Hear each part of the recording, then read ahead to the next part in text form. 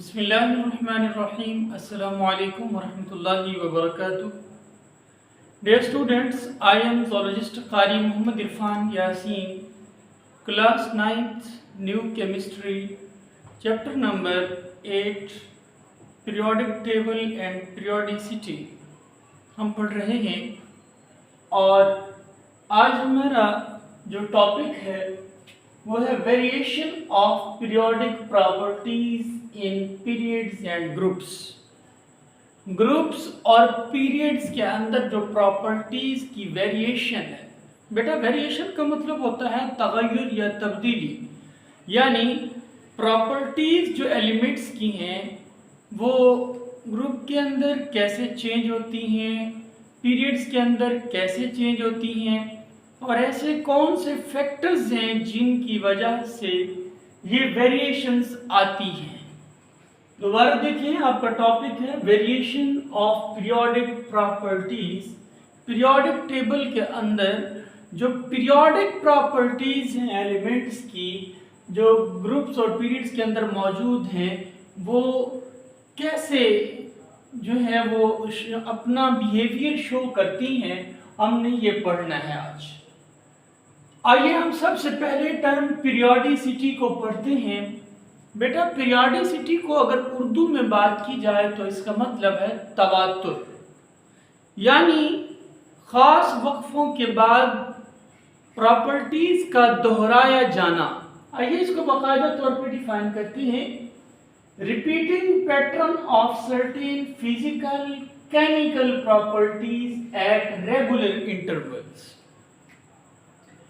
Repeated pattern, दोहराया जाने वाला जो पैटर्न है, किसके लिहाज से? फिजिकल और केमिकल प्रॉपर्टीज के लिहाज से एट रेगुलर इंटरवल्स, खास वक्फों के बाद। कब ऐसा बिहेवियर कब शो होता है? When elements arranged on ascending atomic number in the periodic table। periodic table के अंदर जब एलिमेंट्स को बढ़ते हुए एटॉमिक नंबर की बुनियाद पर तरतीब दिया जाता है तो बेटा इसको हम पीरियोडिसिटी कहते हैं। इस चैप्टर के शुरू में भी हमने ये बात की थी पीरियोडिसिटी के मुतालिक। मैंने आज इसको बाकायदा तौर पर दोबारा डिफाइन कर दिया ताकि हमारे जो बच्चे अब ये लेक्चर देख रहे हैं उनको ये नोट कर सकें। अब आगे देखते हैं कि रिपीटेशन कब होती है। ये जो प्रॉपर्टीज की रिपीटेशन है, ये जो रिपीटेशन वाला पैटर्न है, ये कब होता है? Repetition of similar electronic configuration in the outermost shells. ये रिपीटेशन तब जाहिर होती है, यानी ये सिमिलरिटी हमें आफ्टर रेगुलर इंटरवल्स तब शो होती है जिसकी रीजन क्या है? जब similar electronic configuration in the outermost shell show होती है। आउटर मोस्ट शेल में जब इलेक्ट्रॉन्स की तरतीब एक जैसी शो होगी तो तब जो है ये पीरियोडिसिटी भी शो होगी हमें। यहाँ पर हम पीरियोडिसिटी की बुनियाद पर फिजिकल प्रॉपर्टीज को नहीं बल्कि केमिकल प्रॉपर्टीज को डिस्कस करेंगे। तो ये केमिकल प्रॉपर्टीज कौन कौन सी हो सकती हैं? एटॉमिक रेडियस हो सकता है, आयोनाइजेशन एनर्जी हो सकती है, इलेक्ट्रॉन एफिनिटी हो सकती है, इलेक्ट्रोनेगेटिविटी हो सकती है। ये प्रॉपर्टीज जो हैं पीरियोडिसिटी की बुनियाद पर हैं। इनमें से हर एक को पढ़ेंगे हम, ये चारों पढ़ेंगे हम अपने इस चैप्टर में। लेकिन हम सबसे पहले जो आज डिस्कस करेंगे बेटा वो हमारे पास है एटॉमिक रेडियस। ये एटॉमिक रेडियस, इसको हम डिटेल के साथ आज पढ़ेंगे। एटॉमिक रेडियस की तरफ बढ़ने से पहले एक टर्म आपको समझाता चलूं जिसे कहते हैं इलेक्ट्रॉन क्लाउड। बेटा क्लाउड कहते हैं बादल को, और इलेक्ट्रॉन आप समझ चुके हैं पहले भी कि नेगेटिव पार्टिकल जो इलेक्ट्रॉन में पाया जाता है उसे इलेक्ट्रॉन कहते हैं। अब इलेक्ट्रॉन का क्लाउड, इलेक्ट्रॉन का बादल। अब यहां पर ये देखें, इस वक्त मैंने ये जो चीज आपको शो की है, ये आपके पास एक एटम है बेटा याद रखिए, जो क्लाउड होता है उसकी कोई बाउंड्री नहीं होती। अगर बाउंड्री होती तो हम कहते कि जी बादल यहां से लेकर ये यहां तक है, जैसे एक धुआं है, धुआं फैलता हुआ नजर आता है। इसी तरह से ही जो इलेक्ट्रॉन क्लाउड है, इसकी कोई खास बाउंड्री नहीं है। ये इलेक्ट्रॉन, ये एटम है, एटम का यहां पर ये न्यूक्लियस मौजूद है। अच्छा, और इसके इर्द गिर्द ये जो आपको डॉट्स नजर आ रहे हैं, ये वाले ये सारे जो हैं बेटा, ये इलेक्ट्रॉन्स की मौजूदगी को हम दिखा रहे हैं। अब ये जो इलेक्ट्रॉन का एक गुबार है जो न्यूक्लियस के गिर्द मौजूद है, इसकी कोई खास बाउंड्री नहीं होती, इसकी कोई खास लिमिट नहीं होती कि हम ये कह सकते हैं कि इलेक्ट्रॉन यहां से लेकर यहां तक कहते हैं। हाँ, हम जो कहते हैं ना कि ये जो यहाँ पर इलेक्ट्रॉन है, यहाँ पर न्यूक्लियस है, यहाँ पर प्रोटॉन है, सिर्फ जस्ट इमेजिनरी होता है बेटा। अब देखते हैं इलेक्ट्रॉन क्लाउड क्या हो गया। इलेक्ट्रॉन का जो गुबार है, इलेक्ट्रॉन की जो मौजूदगी है न्यूक्लियस के गिर्द एक गर्दो गुबार की शक्ल में, उसको हम इलेक्ट्रॉन क्लाउड बोल रहे हैं। A region of space around an atom, atom के गिर्द रीजन ऑफ जो स्पेस है, जो स्पेस रीजन है बेटा, मैं इसे लिख देता हूं, इस वक्त मेरे पास यही मार्कर है। अच्छा, ये देखिए, जो स्पेस है around an atoms nucleus, atom के न्यूक्लियस के गिर्द, जहां पर इलेक्ट्रॉन्स के बारे में हम ये कहते हैं लाइकली टू बी फाउंड, ये इम्कान है कि इलेक्ट्रॉन पाए जा रहे हैं, उसको हम इलेक्ट्रॉन क्लाउड कहते हैं। उम्मीद करता हूं यहां तक आपको ये बात क्लियर हो गई होगी, इलेक्ट्रॉन क्लाउड का कंसेप्ट क्लियर हो गया होगा। आगे बढ़ेंगे, हम कहते हैं no limit of electron cloud. Electron cloud की कोई खास हद नहीं है कि हम कहें कि ये यहां तक है, ये यहां तक है। ये बात पहले भी मैं कर चुका हूं आपके साथ। अलबत्ता फिर हम, जब इसकी बाउंड्री नहीं है, जब इसकी कोई हद नहीं है, तो फिर इसको मेजर कैसे किया जाता है? जी हाँ, देखते हैं, पॉसिबल, इसको मेजर करना पॉसिबल है। Possible to measure atomic radius when an atom bonded to an identical atom. जब एक एटम अपने जैसे दूसरे एटम के साथ बॉन्डेड होगा तो उस वक्त एटॉमिक रेडियस को मेजर करना इजी होता है।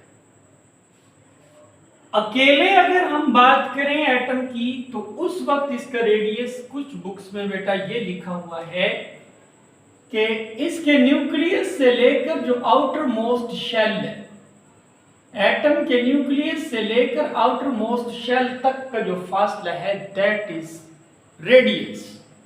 ये रेडियस है।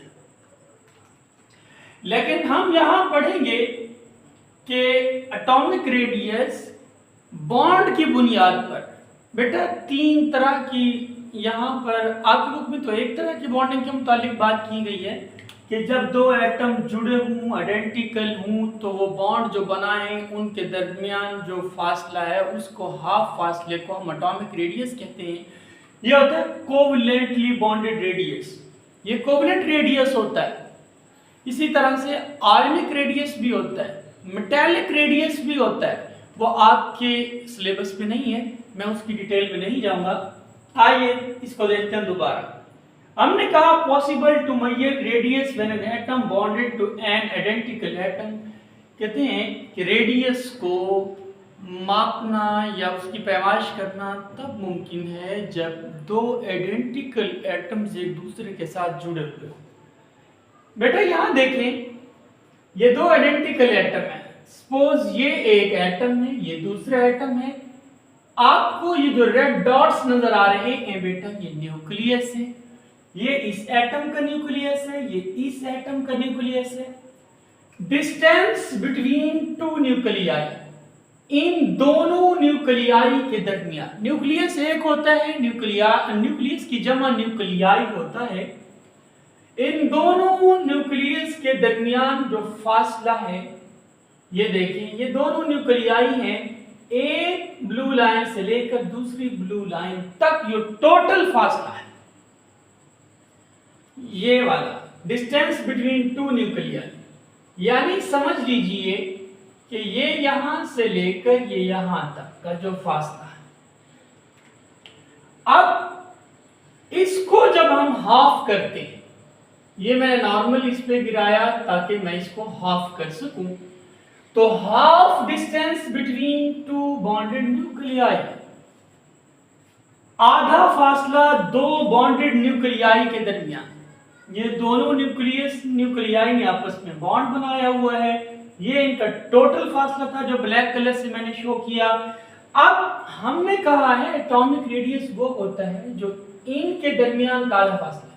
बेटा ये देखिए, इसको आधा करेंगे तो ये आधा बनेगा, तो ये रेडियस हुआ, यानी half distance between two bonded nuclei is called atomic radius. जो आधा डिस्टेंस है दोनों बॉन्डेड न्यूक्लियाई के दरमियान, ये वाला, इधर बोलेंगे तो ये रेडियस, अगर इधर करके बोलेंगे तो ये रेडियस इसका।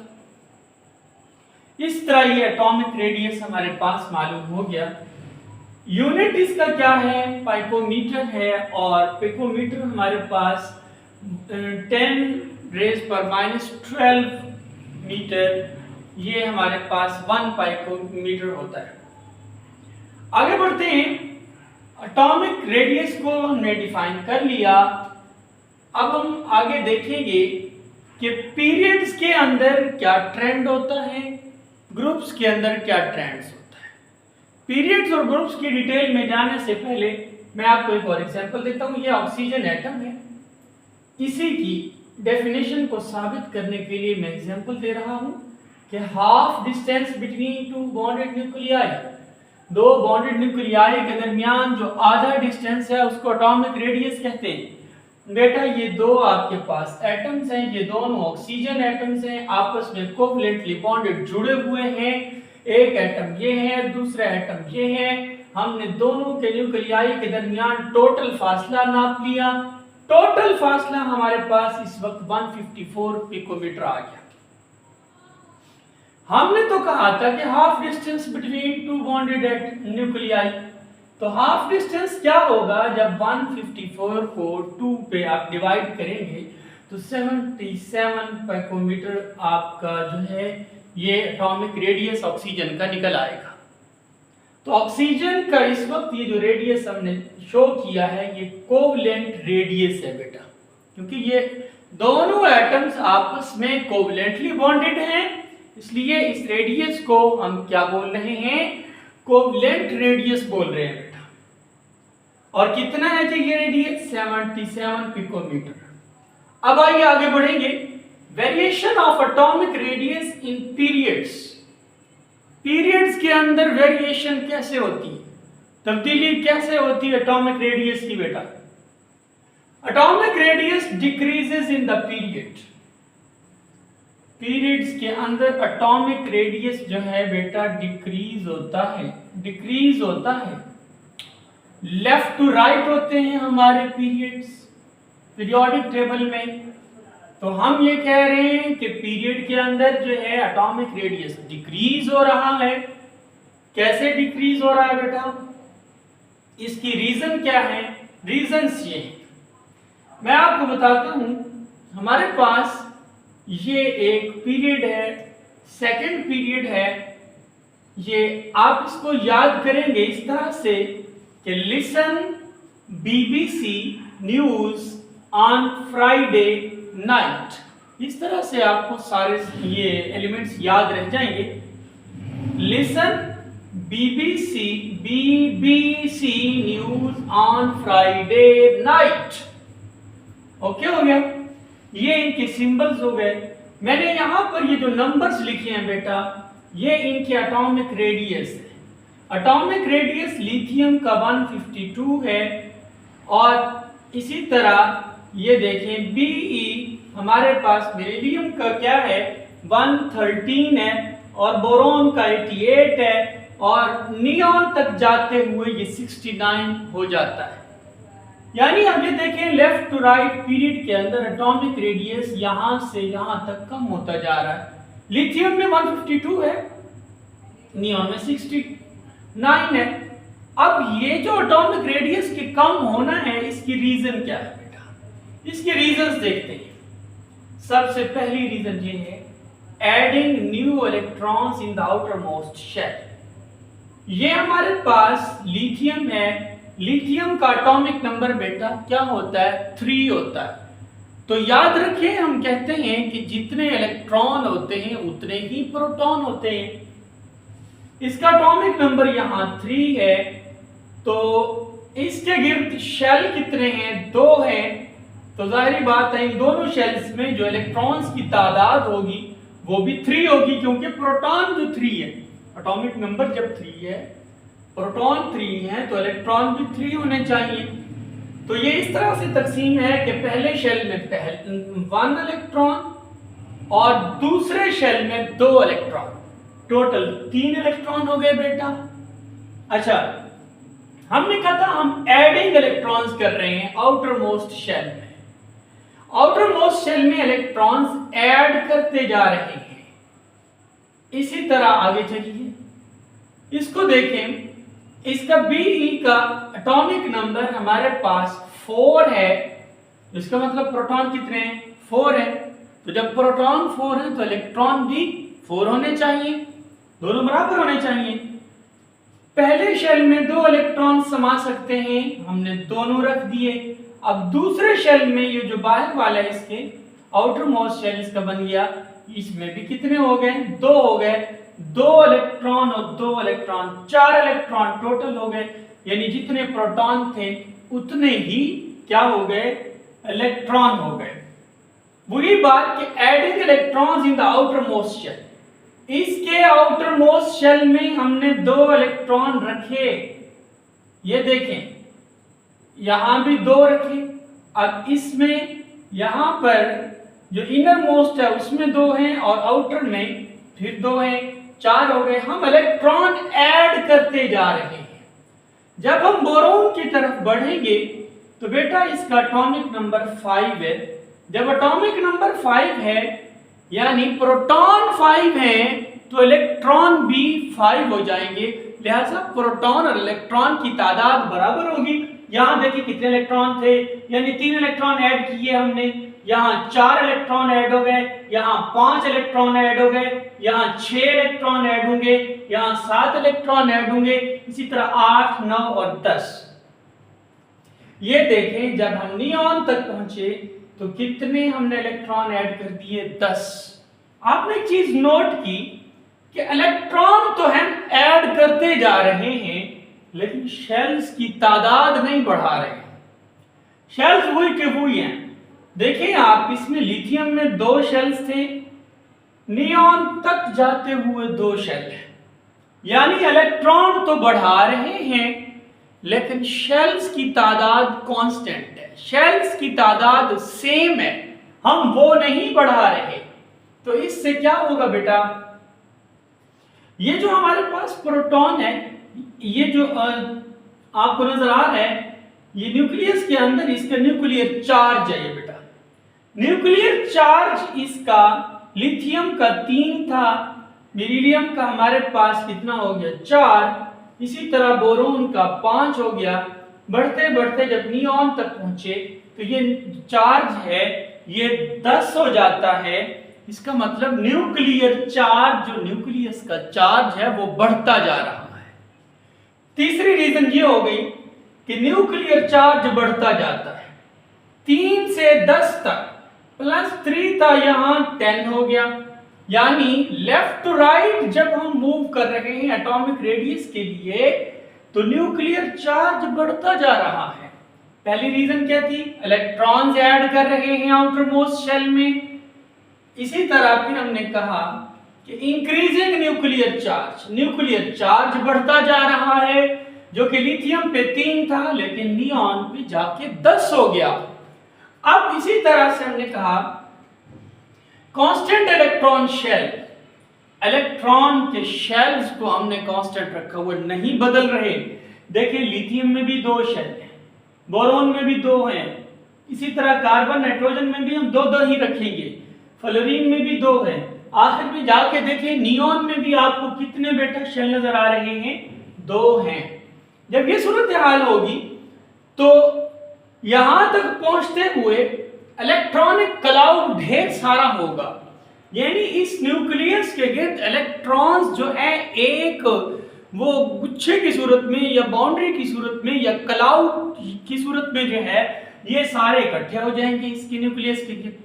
अब न्यूक्लियस के लिए आसान होगा कि ये इनको अपनी तरफ खींच के रखे। जब ये अपनी तरफ खींच के रखेगा तो इस अट्रैक्शन को हम कहते हैं न्यूक्लियर अट्रैक्शन, यानी न्यूक्लियर अट्रैक्शन भी जो है वो बढ़ जाएगी।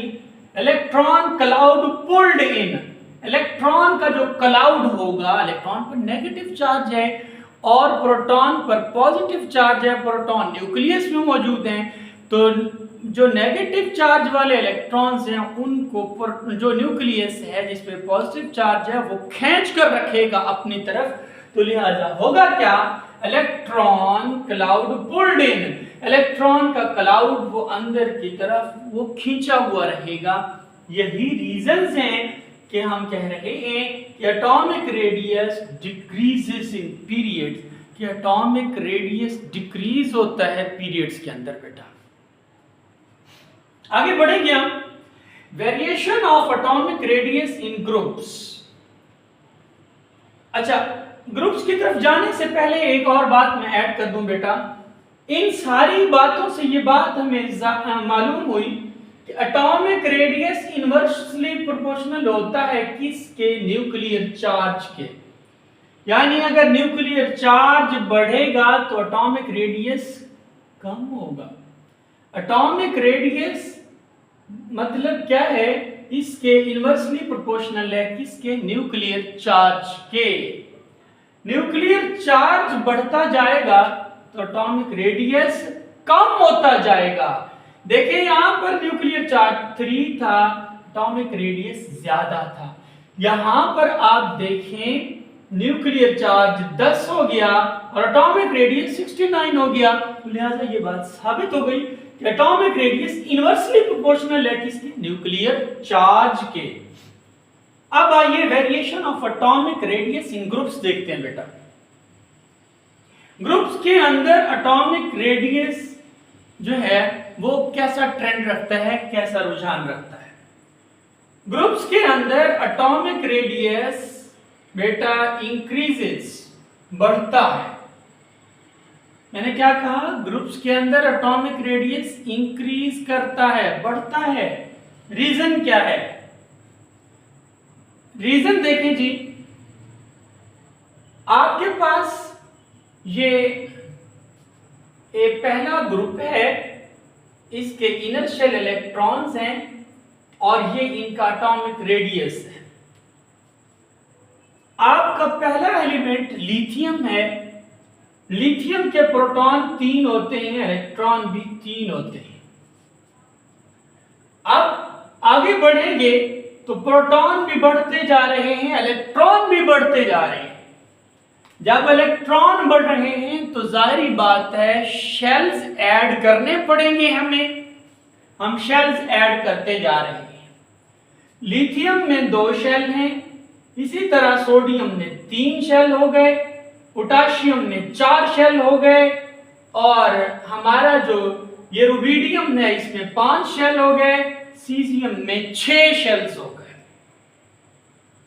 अब पहली बात रीजन क्या थी, हमने कहा न्यू शेल्स एडेड, कि हम नए शेल्स ऐड करते हैं। इस वजह से शेल्स जब ऐड होंगे तो उस वक्त जो एटॉमिक रेडियस होगा वो इंक्रीज करेगा बेटा। क्या करेगा, एटॉमिक रेडियस इंक्रीज करेगा। देखिए यहां पर इसका साइज छोटा था, फिर इसका बड़ा है, फिर इसका बड़ा, फिर इसका उससे बड़ा है रुबिडियम का, और ये सीजियम का फिर इससे बड़ा होगा रुबिडियम से। ये इस तरह से तरतीब रहेगी। पहला पॉइंट, पहली रीजन कि न्यू शेल्स ऐड करने से जो है इनका साइज बढ़ता जा रहा है ग्रुप के अंदर, टॉप टू बॉटम, ये ऊपर से नीचे की तरफ यहाँ देखिए 152 है लिथियम का, तो यहाँ सीजियम का आके नीचे की तरफ बढ़ते हुए बॉटम की तरफ 265 पिकोमीटर हो गया है। अब दूसरी बात आपने कहा, हम कहते हैं कि इसके प्रोटॉन 3 है, इलेक्ट्रॉन 3 है। जब हम प्रोटॉन बढ़ाएंगे, इलेक्ट्रॉन बढ़ाएंगे, शेल्स भी हमें बढ़ाने पड़ेंगे, सीधी सी बात है। यहां पर जो बात की गई है, ये जो नंबर ऑफ इलेक्ट्रॉन्स हैं, ये इनर शेल्स के लिखे गए हैं बेटा। मिसाल के तौर पर लिथियम में टोटल इलेक्ट्रॉन्स होते हैं 3, तो हम बात कर रहे हैं इनर शेल की, इसमें से एक माइनस कर दें, क्या बच गया आपके पास 2 इनर इलेक्ट्रॉन्स बच गए, बिल्कुल 2 इनर इलेक्ट्रॉन्स बच गए। अब इस 3 में यहां पर और 8 ऐड कर देंगे तो ये बन जाएंगे 11। ये देखिए यहां 11 लिखे हुए हैं, हमने एक निकाल देना है, आउटर मोस्ट को निकाल देना है। 11 में से एक निकल गया, बाकी क्या बचा, यहां 3 थे, 3 में से एक निकला बेटा, ये 2 आ गया, 2 इनर शेल। हम एक जो है आउटर मोस्ट शेल वाला निकाल रहे हैं। इसी तरह हमने कहा कि इस सोडियम में 8 इलेक्ट्रॉन और ऐड हो गए। जब 8 इलेक्ट्रॉन ऐड हुए हैं तो 8 और 3 कितना हो गया, 11। तो 11 में से एक आउटर मोस्ट शेल निकाल दें, बाकी बच गया आपके पास 10 इनर इलेक्ट्रॉन्स बच गए। इसी तरह आगे बढ़ते हैं, हम बात करते हैं पोटाशियम की। पोटाशियम के यहां पर हमने कहा ये 11 है, 11 में आप जो है 8 और ऐड करेंगे तो ये हो जाएंगे 19, यानी ये 19 इलेक्ट्रॉन हो गए। 19 में से एक आउटर मोस्ट शेल वाला निकाल देंगे तो ये कितने हो गए, 18 हो गए। अच्छा, अब आगे बढ़ते हैं। 19 में अगर आप 18 को ऐड करते हैं तो ये बन जाते हैं 37, 37 बन गए हमारे पास रुबिडियम के अंदर। जब 37 बने तो 37 में से एक आप आउटर मोस्ट शेल इलेक्ट्रॉन जो है निकाल रहे हैं, बाकी बच गए 36 बेटा, 36। और इसके बाद ये देखें, अब इन 37 में आप 38 और ऐड करें तो सीजियम के बन जाएंगे 55। अब इन 55 में से अगर आप एक इलेक्ट्रॉन निकाल देते आउटर मोस्ट वाला तो यहां पर बच गए आपके 54 इनर शेल इलेक्ट्रॉन बच गए। अब आइए देखते हैं इनके एटॉमिक रेडियस को बेटा। लिथियम देखें, इसका एटॉमिक रेडियस 152 है, सोडियम का 186 है। नीचे की तरफ जाते हुए आप देख रहे हैं ये नीचे की तरफ मूव करते हुए एटॉमिक रेडियस ग्रुप के अंदर बढ़ता जा रहा है। इसकी रीजंस हमने देख ली कि हम न्यू शेल्स ऐड कर रहे हैं। जब न्यू शेल्स ऐड करेंगे तो क्या होगा, शील्डिंग इफेक्ट बढ़ जाएगा। बेटा शील्डिंग इफेक्ट से मुराद क्या है, जब एक इलेक्ट्रॉन दूसरे इलेक्ट्रॉन को रिपेल करते हैं तो उस इफेक्ट को शील्डिंग इफेक्ट कहते हैं।